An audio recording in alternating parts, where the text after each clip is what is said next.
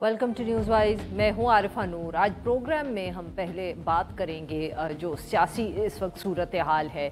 लग रहा है कि अब शायद इलेक्शंस जो हैं वो होने को हैं। गुज़िश्ता रोज़ हमने देखा कि पाकिस्तान मुस्लिम लीग नवाज़ भी अब हमें पॉलिटिकली एक्टिव नज़र आ रही है। मियाँ नवाज़ शरीफ साहब की तैयारी, जो वेलकम एक रिसेप्शन देना है उसकी तैयारी हो, या शायद साथ में इलेक्शन की भी तैयारी हो। तो उनकी जो वो एक छोटे कॉर्नर मीटिंग्स और जलसे होते हैं जो इलेक्शंस की शुरुआत का जिससे एहसास होता है, वो गुज़िश्ता रोज़ हमने देखा जब लाहौर में एक इस तरह का जलसा किया मरियम नवाज़ साहिबा ने। इसके साथ साथ कराची में MQM ने भी इस तरह की एक गैदरिंग की।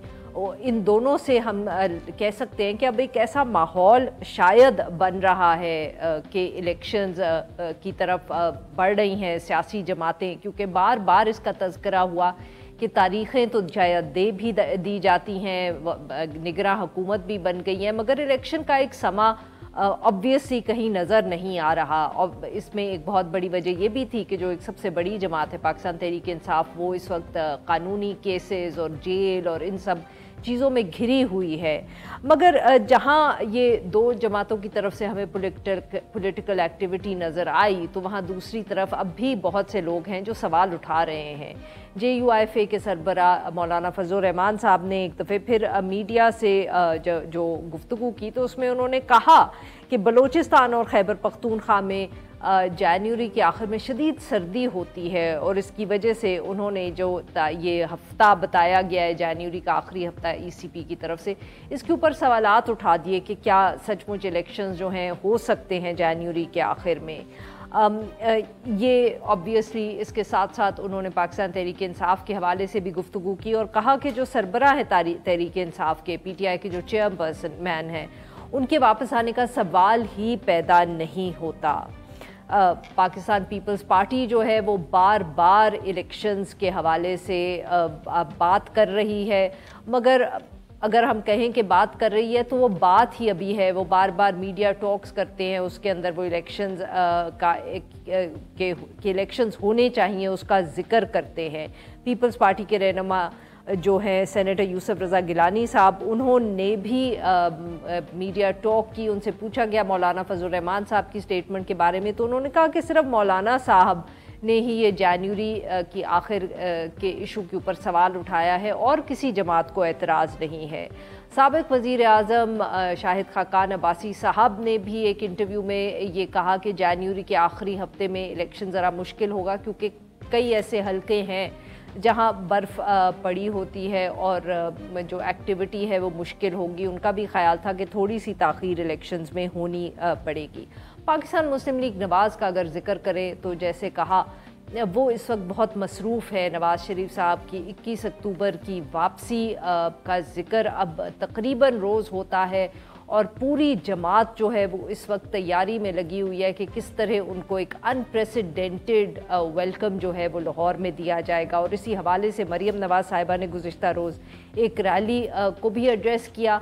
मुख्तलिफ रिपोर्ट्स आ रही हैं, कुछ मीडिया रिपोर्ट्स का ये दावा था कि इतने लोग इकट्ठे नहीं हो पाए जितने होने चाहिए थे, और लाहौर जो गढ़ माना जाता है मुस्लिम लीग नवाज़ का, वहाँ भी महंगाई की वजह से मुस्लिम लीग नवाज़ की जो एक सपोर्ट है उसमें बहुत फ़र्क पड़ा है। जैसे कि कुछ सर्वेज जो पिछले दिनों में सामने आए, उनसे भी ये इंडिकेशन मिल रही है।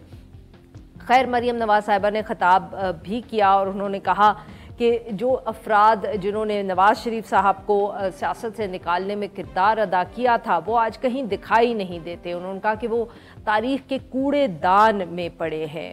21 अक्टूबर के बारे में आज तो ये भी कह दिया गया TV चैनल्स पे कि नवाज़ शरीफ साहब ने अपनी टिकट अब बुक करवा ली है, मगर अभी भी कुछ लोग सवाल उठा रहे हैं। दूसरी तरफ निगरां हुकूमत पर भी कुछ तनकीद हो रही है। निगरां वज़ीर आज़म साहब के कुछ ऐसे इंटरव्यू सामने आए हैं बैनुल अक़वामी मीडिया में, जिन पर सवाल उठाए जा रहे हैं। अब एक इंटरव्यू में उन्होंने अगर कहा कि पाकिस्तान तहरीक इंसाफ अगर इलेक्शन में हिस्सा ना भी ले तो इलेक्शन जो हैं वो हो जाएंगे, उस पर तनकीद हुई। अब वो ये कह रहे हैं कि पाकिस्तान तहरीक इंसाफ जो है उसके साथ सख्ती नहीं बरती जाएगी। हाँ, मगर जो लोग ऐसे हैं जिन्होंने May 9 में जो इन्वॉल्व है उनके ख़िलाफ़ जो ड्यू प्रोसेस ऑफ लॉ है वो नज़र आएगा। उन्होंने ये भी एक मौके पे एक इंटरव्यू में कहा कि तहरीक इंसाफ के सरबराह का मुकाबला फ़ौज से नहीं बल्कि रियासत से है। इसके साथ साथ ऑब्वियसली स्मगलिंग पर एक क्रैकडाउन का भी आज इंदिया दिया। जो हमारे निगरां वज़ीर हैं इंटीरियर के, और उन्होंने एक दफ़े फिर जो उनका बयान था नवाज़ शरीफ साहब के हवाले से उसके ऊपर कुछ वजाहत दी है। इन सारे मामलात पे गुफ्तगू करने के लिए आज हमारे साथ मौजूद है राना अफजल साहब, सीनियर रहनुमा पाकिस्तान मुस्लिम लीग नवाज़, और हमें ज्वाइन किया है सायरा बानो साहिबा ने, सीनियर रहनुमा GDA। Welcome to the show. जी राना साहब, सर आपसे गुफ्तगू का आगाज़ करेंगे। सर बताइएगा, गुज़िश्ता रोज़ जलसा हुआ लाहौर में, बहुत तैयारी भी हो रही थी, पर सर बहुत तनकीद भी हुई है कि कुछ रिपोर्ट्स ऐसी थी कि आपको ख़ास लोग इकट्ठे कर नहीं पाए, और जो अब सवालात उठाए जा रहे हैं कि लाहौर आप लोगों का गढ़ होता था, मगर शायद अब महंगाई की वजह से वहाँ भी आपका सपोर्ट जो है वो माजी वाला सपोर्ट नहीं रहा। आपके लिए इस दफ़े इतना आसान नहीं होगा लाहौर में। बिस्मिल्लाह रहमान रहीम। देखिए, कल बड़ा कामयाब जो कॉर्नर मीटिंग थी या रैली थी, और ये जो तसलसल है ये पूरे पाकिस्तान भी थी और रैली भी थी। जी जी बिल्कुल। देखिए, ये आज अगर आप हमारे सोशल मीडिया को देखें तो तकरीबन लगभग आपको 50-100 एक्टिविटीज नजर आएंगी पूरे पंजाब में। कल जो था वो एक हल्के का इवेंट था, और ये कहा गया है कि वो हर हल्के में जाएंगी मरियम बीबी लाहौर के अंदर और लाहौर की विसिनिटीज के अंदर टू मोबिलाइज फॉर द 21 अक्टूबर। तो ये एक्टिविटी पूरे पाकिस्तान में स्टार्ट है, कराची में है, KPK में है, पंजाब में है, तो बलोचिस्तान में है, तो हम हर जगह एक्टिवेट कर रहे हैं। तो ये तो अभी बिगिनिंग है। आप इंशाल्लाह ताला जिस तरह का रीऑर्गेनाइजेशन हो गई है पार्टी की, जितने विंग्स थे, हमारा विमेन विंग, प्रोफेशनल विंग्स, हमारा MSF यूथ विंग, सारों को रीऑर्गेनाइज किया गया है और हर PP लेवल के ऊपर काम हो रहा है।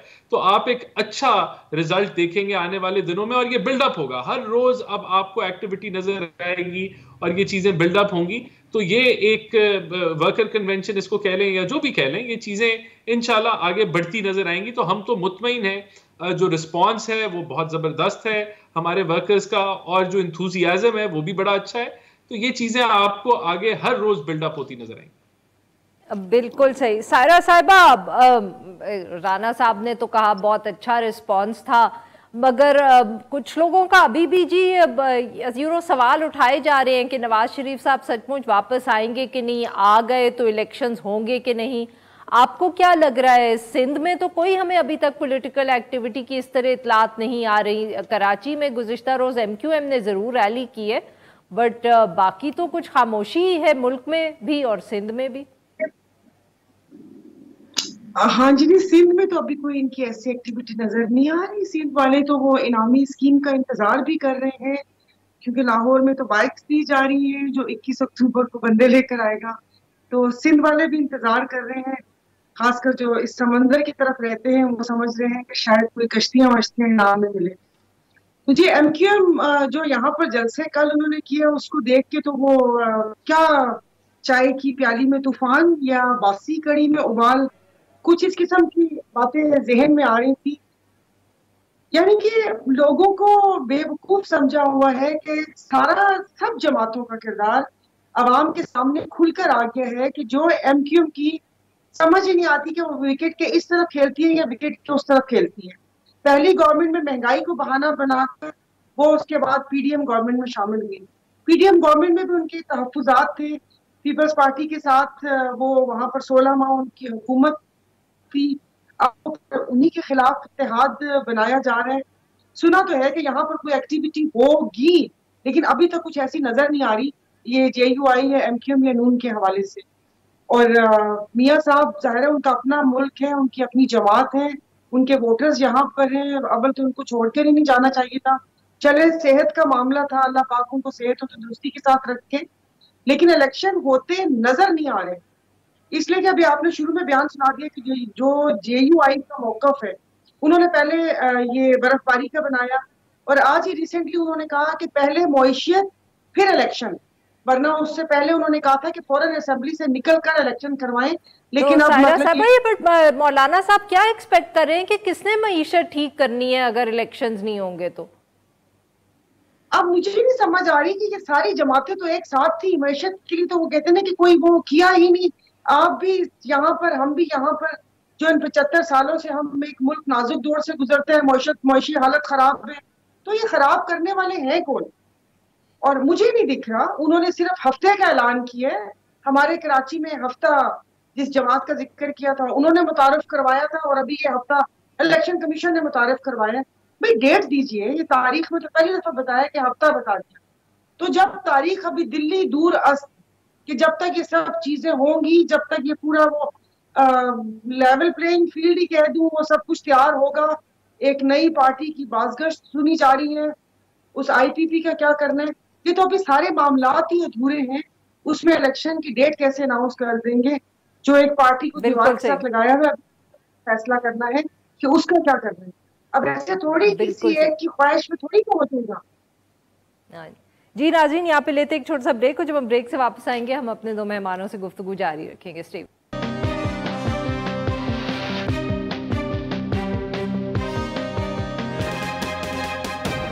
हम बात कर रहे हैं जो ओवरऑल इस वक्त सियासी सूरत हाल है।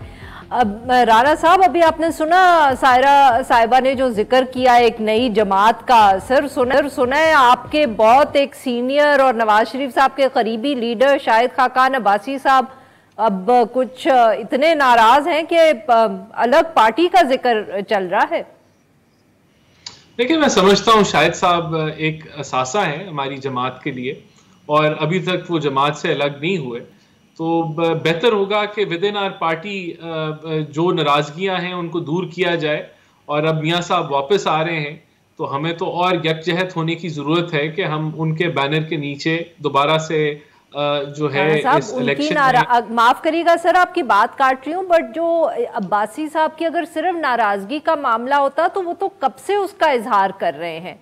लगता नहीं है कि जमात में से किसी ने कोशिश की है उनसे बात करने की, पूछने की कि भाई क्या मसला है तुम्हारा? जी, मेरा ख्याल है इस पे बात जिक्र हुआ है हमारी जमात में, और कोशिश की जाएगी कि जो नाराजगियां हैं उनको दूर किया जाए और हम एक पार्टी प्लेटफॉर्म पे दोबारा से इकट्ठे होके मुल्क के मफाद के लिए जो है वो जंग लड़ें और अवाम के लिए कोई बेहतरी लाने की कोशिश करें। क्योंकि देखिए, नई जमातें सोल्यूशन नहीं है। नहीं, पार्टी इस पे गौर फिक्र कर रही है और कोशिश की जाएगी, लेकिन बात यह है कि नई जमातों से इस मुल्क के मसाइल हल होने नहीं वाले। अगर किसी चीज की जरूरत है तो वो नहीं हुई। अभी आपने सायरा साहिबा की बात सुनी कि आप लोग 16 महीने हुकूमत करके गए, अब मौलाना साहब कह रहे हैं मईशत इतनी खराब है कि इलेक्शन नहीं हो सकते। ये भी सायरा बानो साहिबा ने बात की है। जी बिल्कुल, लेकिन हम इससे एग्री नहीं करते। हम समझते हैं इलेक्शंस जो हैं उसकी अगर ताखीर है तो वो एक ही वजह है कि आप, वो आईनी और कानूनी वजह है कि आप सेंसस और डीलिमिटेशन कर रहे हैं। जब ये मुकम्मल हो जाएगी तो फिर इलेक्शन विद इन 60 डेज होने चाहिए। तो उससे आगे अगर इलेक्शंस खुदा ना खास्ता जाते हैं तो वो काबिल कबूल नहीं होंगे, कतई तौर पे नहीं होंगे, और ये एक और नया अभाम और कंफ्यूजन का शिकार ये मुल्क बन जाएगा। तो बेहतर है कि विद इन 60 डेज की जो टाइमिंग है वो मीट हो और इलेक्शन जो है वो उसी टाइम फ्रेम के अंदर हो। जहां तक मईशत की बात है, देखें, दो चीजों की मैं समझता हूं अगर जरूरत है, नई जमातों की नहीं है।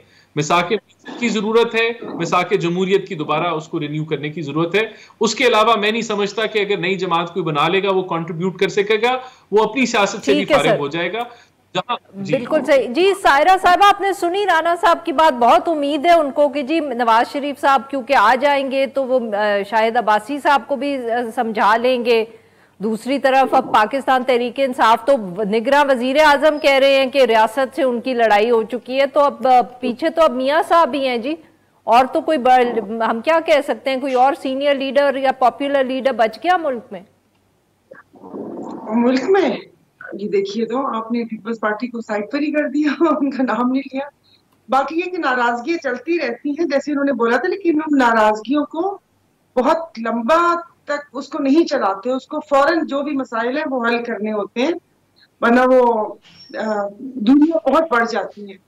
और दूसरा इलेक्शन तो देखिए, वो तो इलेक्शन कमिश्नर बताएंगे ना, इनकी ख्वाहिश तो हो सकती है, लेकिन जब इन्होंने इख्तियारात दिए, सदर के इख्तियारात कम किए, उनके बढ़ाए, और जाते जाते निगरां वजीर आजम के इतने इख्तियारात बढ़ा दिए, तो और इन्होंने कहा कि 60 दिन के डिलिमिटेशन के बाद होना चाहिए, वरना फिर शुक्र है मैं सुन रही थी, मैंने कहा शायद ये आइन का नाम ले रहे हैं ना, आइन और कानून का, क्योंकि आइन और कानून तो तोड़ चुके हैं हम लोग। तो राणा साहब एग्जाम्पल सेट कर चुके हैं या करवाई जा चुकी है। अब भी अगर आगे जाते हैं तो इसमें फिर कोई इतना बड़ा पहाड़ नहीं टूटेगा। केपी की और पंजाब की मिसालें हमारे सामने हैं। मुल्क के वसी तर मुफाद में कुछ भी हो सकता है, क्योंकि पहले मुल्क जैसे अभी का मुइशत, फिर उसके बाद कोई एमक्यूएम लेकर आ जाएगी। वो कहते हैं ना कि अभी तो कान निकले हैं, फिर सींग निकलेंगे, फिर दुम निकलेगी, फिर पूरा आपके पास मियां साहब वापस आ रहे हैं तो इतना वो रिस्क तो नहीं लेंगे ना, अगर इलेक्शंस हो रहे होंगे तो इसीलिए तो वो वापस आ रहे होंगे, नहीं तो उनको क्या जरूरत है। देखिए 21 अक्टूबर हो जाए, मियां साहब आ जाएं, जलसा कर लें, फिर उसके बाद आप बताइएगा, खैर खैरियत से वो वापस आ जाएं। वो यही कहते हैं ना कि लाने वाले भी बहुत और डराने वाले भी बहुत।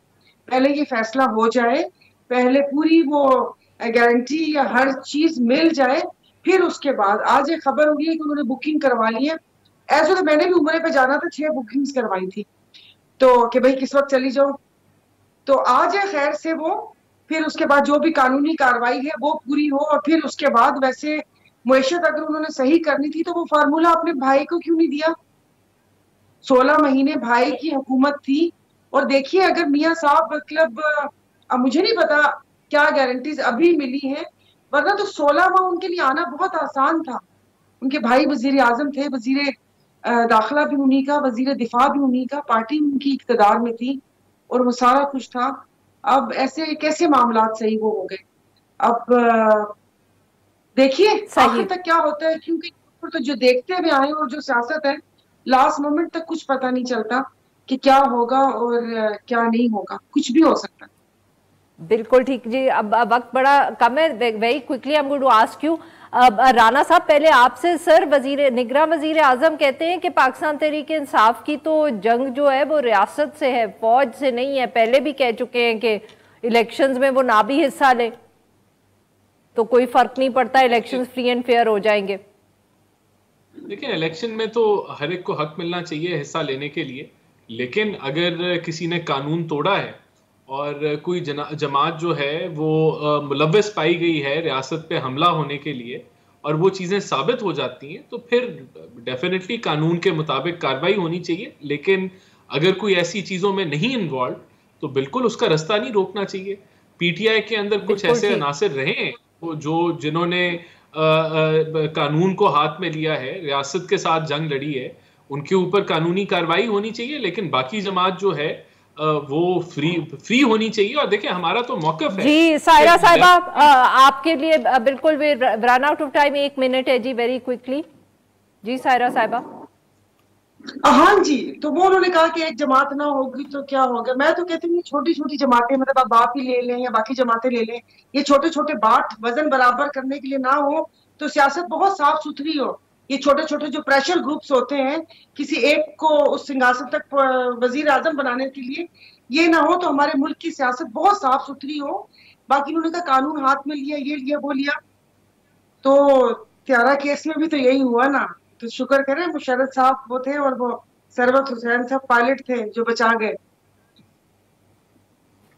बहुत बहुत शुक्रिया हमारे दो मेहमान, उन्होंने हमारे लिए वक्त निकाला। नाजरीन यहाँ पे लेंगे हम एक छोटा सा ब्रेक, जो हम ब्रेक से वापस आएंगे तो हम बात करेंगे दहशतगर्दी के हवाले से जो वाक़या हुआ बलूचिस्तान में। Stay with us.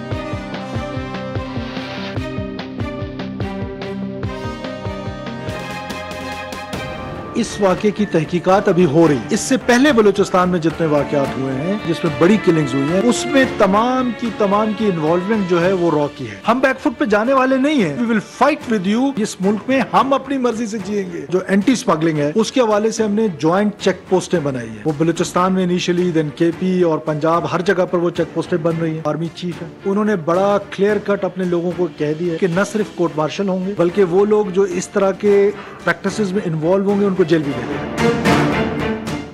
Welcome back. Programme के इस हिस्से में हम जिक्र करेंगे बलूचिस्तान का और वहाँ जो दहशतगर्दी के हवाले से ख़ास तौर पर मामलात हैं। ये 12 रबीउल अव्वल के दिन जो ज़िला मस्तूंग है वहाँ एक जो जुलूस था उसमें खुदकश धमाका हुआ। पुलिस अफसर समेत 60 अफराद जो हैं वो जाँ बहक हुए हैं और दर्जनों शहरी ज़ख्मी भी हुए हैं। ये ऑब्वियसली इसका जो केस है वो रजिस्टर हो गया है नामालूम अफराद के ख़िलाफ़। जो तर्जुमान है CTD के, उन्होंने कहा कि तहकीकात जारी हैं, अभी तक कोई ज़्यादा तफसील मालूम नहीं हुई और ना ही कोई गिरफ्तारी हुई है।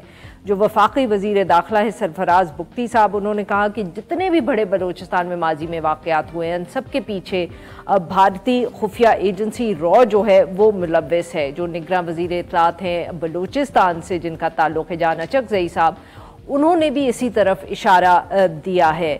मगर ये कहना ज़रूरी है कि मस्तूंग के इलाके में ये पहला ऐसा वाक़या नहीं है। इससे पहले जमीयत उलमा इस्लाम के जो एक रहनुमा हैं उन पर भी एक हमला हुआ था, वो उसमें ज़ख्मी हुए थे।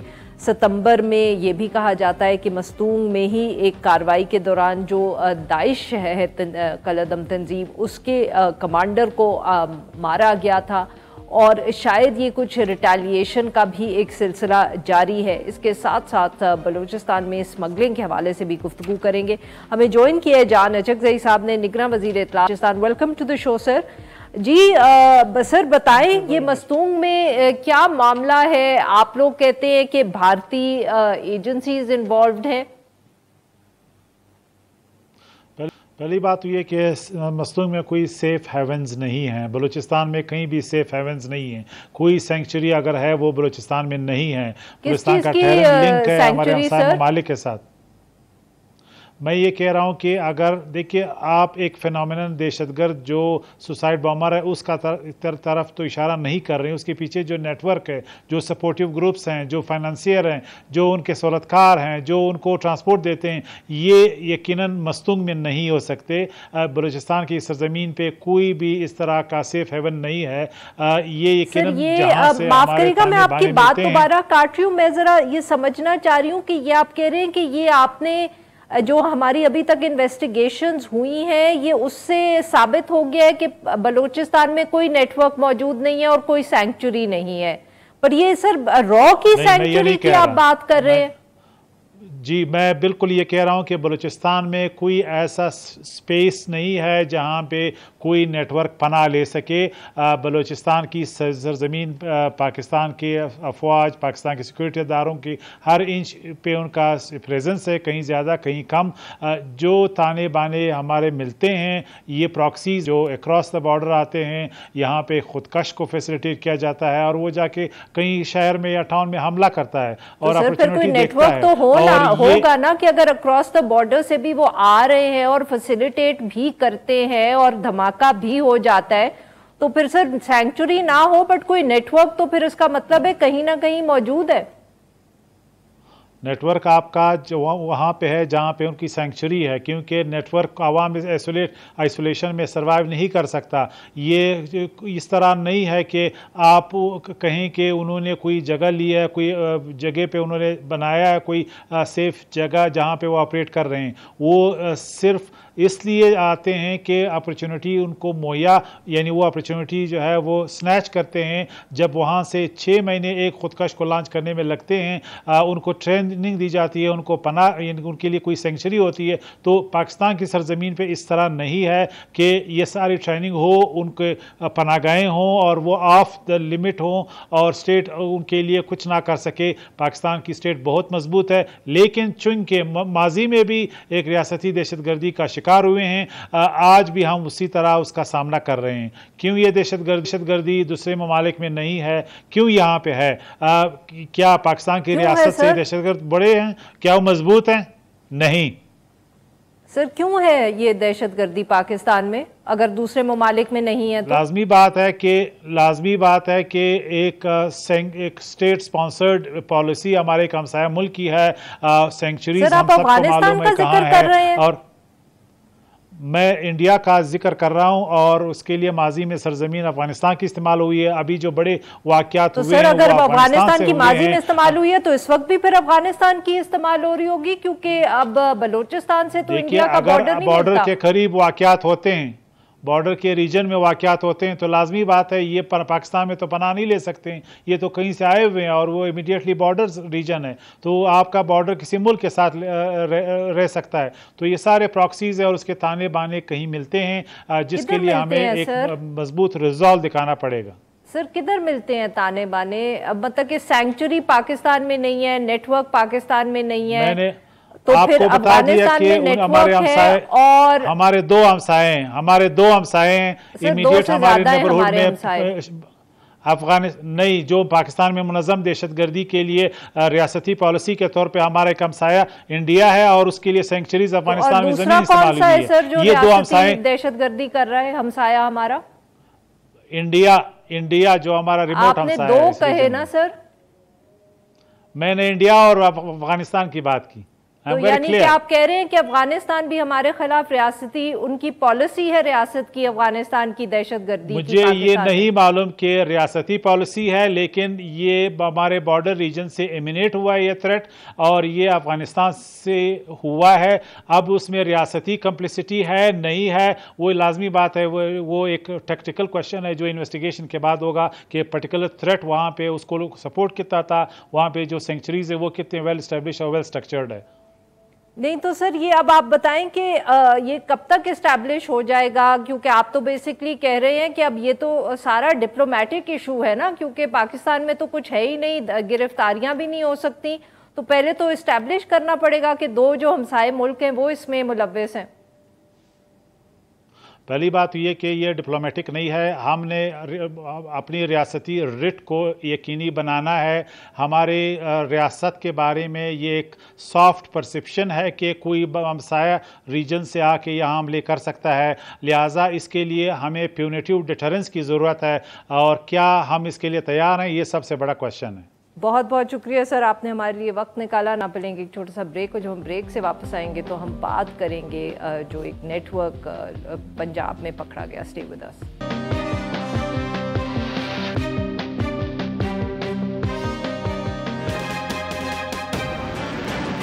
इनका 30 लाख रेट था जो किडनी ट्रांसप्लांट पाकिस्तानी कराता। ये मोटर मैकेनिक के और इस डॉक्टर के और इस सारे ग्रुप के बाहर के पेशेंट है, उससे 1 करोड़ रुपए लेते। अरेस्ट हो गए। टीम एक है जो डिसाइड करेगी कि लीगली इसको आगे कैसे लेके जाना है, ताकि ये 5वीं के बाद जब 6ठी दफ़ा अरेस्ट हुए हैं तो अब ये 7वां मौका ना। वेलकम बैक नाज़रीन। प्रोग्राम के आखिरी हिस्से में हम जिक्र करेंगे जो पंजाब में एक ह्यूमन ऑर्गन्स की ख़रीदो फ़रोख्त का जो एक गैंग है वो पकड़ा गया है, उसका सरगना जो है वो गिरफ़्तार कर लिया गया है। निगरान वज़ीर आला पंजाब मोहसिन नकवी साहब ने ख़ुद एक मीडिया टॉक में तफसीलात बताई। उन्होंने कहा कि जो हेड था गिरोह का मुख्तार और उसके जो साथी हैं उनको गिरफ़्तार कर लिया गया है। उन्होंने कहा पुलिस टीम को इनाम भी दिया है इस सारे मामले पे। उन्होंने कहा कि 300 से ज़ायद जो अफराद हैं उनके गुर्दे वो निकाले गए और जो कस्टमर्स थे, गाहक थे, उनको बेचे गए। ट्रांसप्लांट के जो ऑपरेशन थे वो अस्पतालों की बजाय घर पर हुए हैं। कहा ये जा रहा है कि ये ऑब्वियसली सिर्फ लाहौर नहीं, टैक्सिला, आज़ाद जम्मू कश्मीर, इन सब इलाकों में ये गैंग ऑपरेट करता था और 30 लाख रुपए अगर ऑर्गन सेलर को मिलते थे तो करोड़ों के हिसाब से जो गैर मुल्की थे जिनको ज़रूरत होती थी इन ऑर्गन्स की, उनसे वसूल किए जाते थे। माजी में 5 मरतबा ये शख्स जो है वो गिरफ़्तार हो चुका है। सवाल यहाँ ये है कि फिर भी 5 मरतबा गिरफ़्तार होने के बावजूद वो ना सिर्फ छूटा बल्कि उसने दोबारा ये कारोबार शुरू किया। इस सारे मामले पे गुफ्तगू करने के लिए आज हमारे साथ हैं नुमान लियाकत साहब, ये नुमाइंदा हैं Dawn news Lahore. Welcome to the show sir. जी नुमान साहब बताएं क्या तफसीलात हैं, कितना बड़ा ये हम कह सकते हैं कि इवेंट है ये जो गिरफ्तारी हुई है? जी देखिए, ये बड़ा अहम जो मुल्ज़िम को दोबारा से गिरफ्तार कर लिया गया है। Punjab human organ transplant authority जो ट्रांसप्लांट की इजाजत देती है, उसके बाद से जो मुख्तलिफ अस्पताल जो ट्रांसप्लांट करते हैं फिर वो मरीज की जो है सर्जरी करते हैं, तो यहाँ पर इशू ये था, ये फवाद मुमताज है, ये इसके मुतालिक इंकशाफ हुआ था। Punjab human organ transplant authority इसको 5 दफा गिरफ्तार कर चुकी है। लास्ट टाइम इसको जब गिरफ्तार किया गया था तो ये टेक्सला से पकड़ा गया था और रेड हैंडेड इसको पकड़ा गया था। उसके बाद इस पर FIR दर्ज हुई थी और उसके बाद से मुलजिम ने मुतअद्दिद कोशिशें की। वो सेशन कोर्ट से हाई कोर्ट के जो बेंच है उसके में अपनी समाअत के लिए गए, लेकिन इसको बेल ना मिली। आगे इसने जो प्लान है वो कर रखा था दोबारा से सुप्रीम कोर्ट में जाने का कि वो अपनी जमानत के लिए रुजू करेगा। ताहम Punjab human organ transplant authority की जानिब से ये बताया गया है कि इस मुलजिम को जब थाना गार्डन टाउन लाया तो इसने FIR में लिखा भी गया है कि बहुत से इंकशाफात किए थे और ये बताया था कि इसका कहना के करीब एक किराए का घर था जहां पर वो ट्रांसप्लांट करता था। इस पर जो पुलिस एहलकार हैं वो इसको लेकर जब रवाना हुए और इस दौरान ये देखा गया कि कामना के करीब ही इस मुलजिम की जानिब को से कुछ ऐसे अफराद आते हैं जो इसको छुड़वा कर ले जाते हैं। पुलिस के ऊपर गन जो है वो तानी जाती है। ताहम ये तो मजीद जो तफ्तीश है इसमें पता चलेगा, क्योंकि ये भी एक सवाल पैदा होता है। यानी कि नुमान साहब आप ये कह रहे हैं कि इन साहब को हर दफे जब गिरफ्तार किया गया तो ये दौड़ गए हैं पुलिस कस्टडी से? जी देखें, ये तकरीबन 5 दफा जो है वो गिरफ्तार हुआ था और अब भी जो गार्डन टाउन पुलिस है ये इसको अडयाला जेल से लेकर आई थी। उन्होंने कहा था कि मजीद तफ्तीश जो है वो करना बाकी है। तो इस दौरान जब मुलजिम ने इंकशाफ किया, इसमें बताया कि हमारा सामान भी अभी उस किराए के घर में मौजूद है और कुछ लोगों से मुतालिक इसने इंकशाफ भी किया, जिस पर पुलिस एहलकार इसको लेकर जब रवाना हुए तो रास्ते में ये पूरी स्टोरी है कि कुछ लोग आते हैं, पुलिस पर गन तानी जाती है सर जो आप बता रहे हैं? देखिए जी, ये तकरीबन 1 हफ्ता पहले का वाकया है जब गार्डन टाउन पुलिस, चूंकि FIA समेत जो पंजाब पुलिस है इनमें मजमूई तौर पर इस पर अब तक जो है वो 7 FIR दर्ज थी। तो गार्डन टाउन पुलिस की जानिब से इसको जब यहाँ पर लाया गया, चूंकि उसमें इंकशाफात कुछ ऐसे थे उसके उनके एरियाज के अंदर इसने किराए के जो घर लिए थे वहां पर इसने ये इंकशाफ किया था कि अभी तक इसका सामान जो है वो यहाँ पर मौजूद है जिनके जरिए से वो ट्रांसप्लांट करता था। जब इसने ये इंकशाफ किया तो पुलिस एहलकार जब इसको लेकर गए वहां पर तो ये अचानक से कुछ लोग आते हैं। ये भी एक बड़ा सवाल है कि मुलजिमान को ये खबर कैसे हुई कि इसको लेकर जाया जा रहा है। अचानक से वो वहां पर पहुंचते हैं, पुलिस पर गन जो है वो तानी जाती है और इसको लेकर फरार हो जाते हैं। ये एक बड़ा सवालिया निशान है। ताहम ये जो 5 एहलकार थे इनको तो मुअत्तल कर दिया गया है और कल जब वज़ीर-ए-आला पंजाब की जानिब से भी ये प्रेस कॉन्फ्रेंस की गई तो उन्होंने बताया कि मुलजिम को गिरफ्तार जो है वो कर लिया गया है और ये भी इंकशाफ किया गया था जो बैरून मुल्क से लोग यहाँ पर ट्रांसप्लांट के लिए आते थे उनसे 1 करोड़ रुपया, जबकि अंदरूनी मुल्क के अंदर जो लोग ट्रांसप्लांट करवाते थे तो उनसे 30 लाख रुपए के लगभग जो है वो लिया जाता है। नाज़रीन आज के लिए बस इतना ही। Will be back tomorrow at the same time.